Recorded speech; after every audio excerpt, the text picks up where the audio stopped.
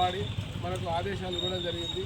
కాబట్టి ప్రతి గ్రామంలో బూత్ అధ్యక్షులు ఒక్కొక్కరు 200 మంది సభ్యత్వం నమోదు చేయించాల్సిందిగా కోరుచున్నాము. అలాగే ప్రతి ఒక్కరూ రానున్న ఎలక్షన్లో స్థానిక ఎన్నికల్లో వార్డు మెంబరు సర్పంచ్ ఇలా చేసేటువంటి ఎంపీటీసీ చేసేటువంటి కార్యక్రమం ఉంటుంది. కాబట్టి ప్రతి ఇంటికి పోయి మనం వారి దగ్గరికి పోయి సభ్యత్వం నమోదు చేస్తే వారందరికీ మనము దగ్గరై రేపు రానున్న రోజులలో మీరు కూడా ప్రజాప్రతినిధులుగా ఎదగడానికి అవకాశం ఉంటుంది.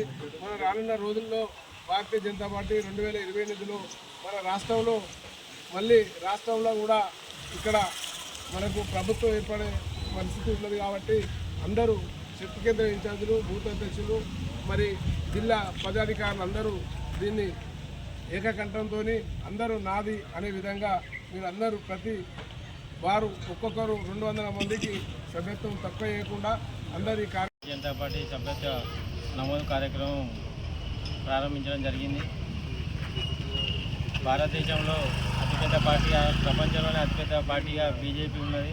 అందులో సభ్యత్వం పొంది దేశంలో మోడీ గారి ప్రభుత్వం ఎలా మచ్చ లేకుండా పరిపాలిస్తున్నదో అలాగే ఎక్కువ మంది చేరి రాబోయే రోజుల్లో వచ్చే ఎలక్షన్లో అయినా రాష్ట్రంలో బీజేపీ అధికారం రావాలని ప్రతి బూత్లో 200 సభ్యత్వాలు తగ్గకుండా ప్రతి ఒక్కరు కష్టపడి అందరినీ చేర్పించి పార్టీని ముందుకు తీసుకెళ్లాలని మండల శాఖ ఆధ్వర్యంలో అందరినీ కోరడం జరిగింది.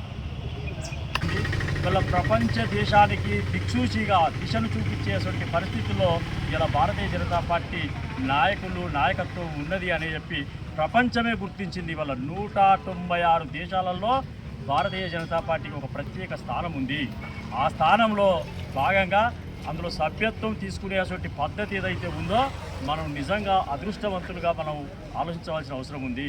తెలంగాణలో కూడా అత్యధిక సభ్యత్వాలు చేసి ప్రతి బూత్కి 200 మందికి తగ్గకుండా సభ్యత్వాలు చేసి ప్రతి బూతులో భారతీయ జనతా పార్టీ పాలనలో అందిస్తున్నటువంటి ఫలాలని గ్రామ స్థాయి, మండల స్థాయి, ఈ యొక్క బూత్ స్థాయి వరకు ప్రజలకు అందించేటువంటి ఒక సిస్టాన్ని తయారు చేసేటువంటి భాగమే ఈ యొక్క సభ్యత్వాలలో భాగము.